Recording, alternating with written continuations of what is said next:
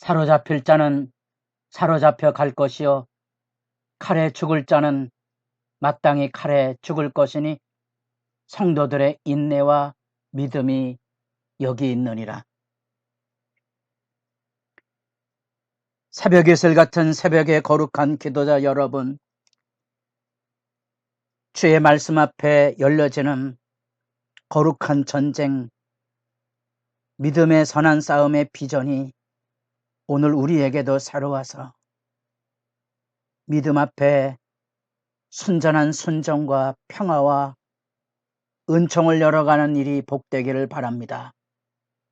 오늘 우리가 읽어갈 하나님의 말씀은 요한계시록 13장 1절에서 10절까지의 말씀으로서 우리는 이제 천상에서 펼쳐지는 영적인 전쟁의 실제, 그리고 그 천상의 실제가 어떻게 이 땅에 교회에 대한 핍박으로 구체화되는지에 대한 이 12장 14장의 그리스도와 용과 짐승의 싸움 이야기를 이제 우리가 지켜보고 있습니다. 요한계시록은 바로 교회가 이 믿음의 싸움에 승리해서 하나님 앞에 설 것에 대한 증언을 들려주고 있다는 사실을 기반으로 하고 있습니다. 이 교회가 영원한 승리로 향하여 나아갈 것인데 이 여정 안에 심판의 재앙이 있을 겁니다. 이 재앙은 이 세상의 악을 진멸하시는 하나님의 선하신 뜻이 담겨져 있고 그 안에 끊임없이 회개의 기회를 통하여 주의 백성들을 불러 세우시고 부활의 능력으로 그들을 살리시고 뿐 아니라 어둠에 있는 백성들을 주께로 돌이키게 하는 마지막 회개의 기회의 의미를 가지고 있습니다. 그런 점에서 이 심판의 재앙을 가지고 언제 어떤 일이 일었다고 짜맞추기 이야기가 아닌, 그래서 공포가 아닌, 여러분 재앙이 앞으로 있다고 해서 두렵습니까? 지금까지도 얼마나 많은 재난과 시련과 아픔을 겪고 오셨습니까? 두렵지 않으셔야 됩니다. 그게 인생의 여정입니다. 우리에게 두려운 것은 오직 한 분입니다. 하나님 앞에 바로 서서 우리 옷을 더럽히지 않은 믿음의 정결을 지키는 싸움을 하라고 지금 이 이야기가 들려져 있고, 이 이야기는 그런 점에서 사도 요한에게도 절박한 메시지지요. 왜냐하면 눈앞에 펼쳐진 이 자신과 일곱 교회의 운명이 녹록지 않을 것을 내다보고 있는 거지요. 실제로 역사적으로 200년이 넘도록 수많은 기독교인들이 그 땅에 피를 흘려야만 했던 사실, 역사 앞에 정직히 서야만 십자가가 이해되고, 십자가가 이해되면 오늘 우리도 당당하게 십자가의 길을 걸어갈 수 있다는 겁니다. 그 이야기입니다. 그래서 지금 이 12장 13장에서 이 인나팔, 이제 마지막 대접재앙으로 내려가는 요 길목에 이 재앙의 중심 앞에 하늘 세계가 열려져서 이게 영적인 싸움이라는 것을 확인시켜 줍니다. 그래서 이 영적인 싸움에 우리가 12장에서 여자와 용으로 대조되는 빛과 어둠의 전쟁을 벌였는데, 하나님께서 아이를 낳고 그 아이를 낳은 여자를 교회로 표상해서 하나님과 그리스도와 성령의 역사의 구원 역사에 대조해서 용도 드디어 삼위일체를 형성하고 하나님의 구원 사역에 대적을 합니다. 이제 오늘 읽은 바다에서 올라온 짐승 1, 그 다음에 11절에 보면 땅에서 올라온 짐승 2가 있습니다. 그래서 용과 짐승 둘이 삼위일체를 이루어서 하나님을 대적하고 모방하고 흉내내고 있는 거지요. 그렇게 하늘에서 쫓겨난 용의 권세가 이 땅에 이제 나타나게 돼서 이 땅에 하나님의 권능을 가지고 주기로 했던 그 아이가 살아나 천국으로 올라가며 하늘의 철장 권세를 가지고 있는데, 이제 땅으로 내려온 이 악의 권세가 짐승들을 앞세워서 이 주님의 교회를 핍박하고 회방하고 죽이라는 일들에 대한 이야기가 이 13장의 이야기입니다. 그런 점에서 그들이 주도하고 있는 것은 바로 하나님을 대적하고 짐승을 경배하게 하고, 그래서 사람들을 억압하고 희생시켜서 감히 마치 로마 황제가 신인 양 떠들어대는 제국 숭배에 대한 전략을 통하여 기독교를 압살하고, 그들에게 감히 어디 이 짐승에게 대적하느냐고 이제 그 앞지 않은 선연한 서슬퍼런 이야기, 그러나 그 내면에 담긴 이야기는 누가 감히 하나님 앞에 서겠습니까? 그럴 수 없음의 이야기가 여기 들려지고 있는 겁니다.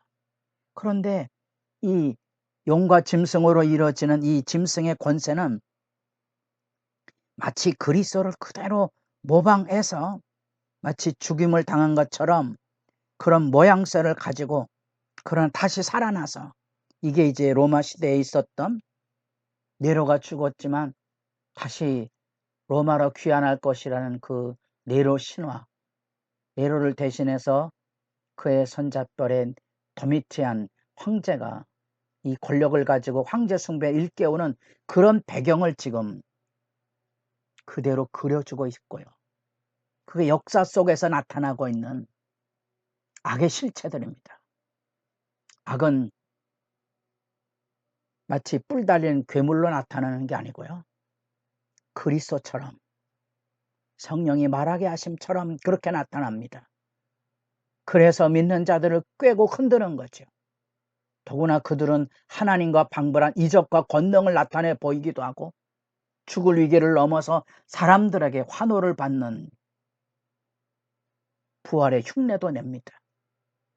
그리고 그들은 능력을, 용에게서 짐승에게로 이 능력을 부여하지만, 이 능력은 42달이라는 3년 반이라는 제한된 시간만 활동하도록 하나님의 통제 가운데 있습니다. 마치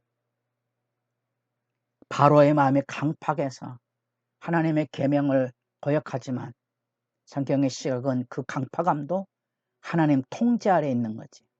마치 하나님이 바로를 충동해서 악의 화신이 되게 하는 그 장면들의 이해가 필요합니다.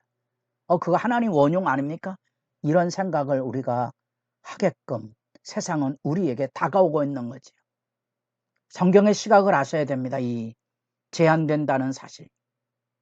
마치 하나님께서 이스라엘 백성들을 심판하기 위해서 갈대아 사람들 도구로 쓸 때 하박국이 그것에 대해서 의문을 제기했던 것처럼, 이 능력의 부여의 압제는 용이 짐승에게 주는 것이지만, 그건 하나님의 제한 속에 하나님의 역사를 이루는, 합력하여 선을 이루는 하나님의 섭리였다는 사실이죠. 그래서 이 악마적인 다스림이 드디어 시작이 되는 것을 눈앞에 펼쳐 보이고 있습니다. 이 악마적인 다스림을 그들이 힘있게 이뤄가기 위해서 그들도 마치 죽은 자처럼 되었다가 다시 살아나는, 그래서 여기 4절 하반절에 누가 이 짐승과 같으냐, 누가 능히 이와 더불어 싸우려, 이 죽게 되었다가 다시 살아나는 이러한 권세와 능력과 퍼포먼스를 가지고 세상을 꿰는 거지. 7절 권세를 받아 성도들과 싸워 이기게 되고 각 족속과 백성과 방언과 나라를 다스리는 권세를 받았으니, 이 각 족속과 백성과 방언과 나라는 예수 그리스도의 통치 주권에 대한 찬양 주제 아닙니까? 이 찬양 주제를 짐승이 지금 이 땅에 이루고 있는 거지요. 그래서 짐승을 숭배하는 이들은 이런 찬양들을 부르게 될 것이겁니다. 죽임을 당한 어린 양의 생명책에 창세 이후로 이름이 기록되지 못하고 이 땅에 사는 자들은 다 그 짐승에게 경배하리라. 무서운 악의 지배의 실제를 우리가 그곳에서 듣고 있습니다. 한때는 90년대 컴퓨터의 지배를 두려워했습니다. 그 안에 악마의 속성이 있다고 본 거죠. 일부 맞는 얘기죠. 앞으로 지금 세계 경제 위기 안에 AI라는 인공지능의 실체가 다가와 있습니다. 그러나 우리가 카드를 활용하는 것처럼 이런 카드도 다 우리 신체 안에 기록을 남길 수 있도록 발전되지 않겠습니까?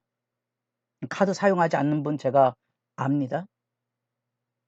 마찬가지로 AI로 이루어진 인공지능의 체계 안에 들어가지 않으면 살 수 없는 세대가 오지 않겠습니까? 그 안에 우리들의 말과 행동과 경제, 어느 곳으로 이동했는지 다 기록에 노출될 거 아니겠습니까? 예, 살떨리는 무서운 악마의 지배는 과거나 현재나 미래나 지속될 건데요. 누구든지 귀가 있는 자는 들을지니라 깨어 있으셔야 됩니다. 두렵지 않습니다. 왜냐하면 하나님을 이길 자는 없습니다. 하나님의 백성을 이길 권세는 없습니다. 계시록이 전하고 있는 메시지가 그겁니다. 사로잡힐 자는 사로잡혀갈 것이요 칼에 죽을 자는 마땅히 칼에 죽을 것이니 성도들의 인내와 믿음이 여기 있느니라. 이런 세상의 압제를 견뎌낼 수 있어야 됩니다. 그 이름이 생명책에 기록된 사람은 바로 지킬 수 있습니다. 왜냐하면 하나님이 함께 하시기 때문에 그런 거지. 하나님이 진실하시기 때문에 그렇습니다. 우리도 그 진실을 배워야 됩니다. 우리도 그 황제 숭배를 합지하는 것처럼 이 세상의 모든 질서가 그리스도인들이 살아남지 못하도록 억압하고 박해할 악마적인 다스림이 로마 시대처럼 우리 시대 안에도 끊임없이 찾아올 것입니다. 우리에게 필요한 것은 우리 이름이 생명책에 기록되어 있는 이 하나님과의 선연한 믿음의 관계를 늘 성찰해서 당당한 인내와 믿음으로 승리해 나가야 될 것입니다. 그 희망을 품고 기도하는 시간이 복되기를 바랍니다.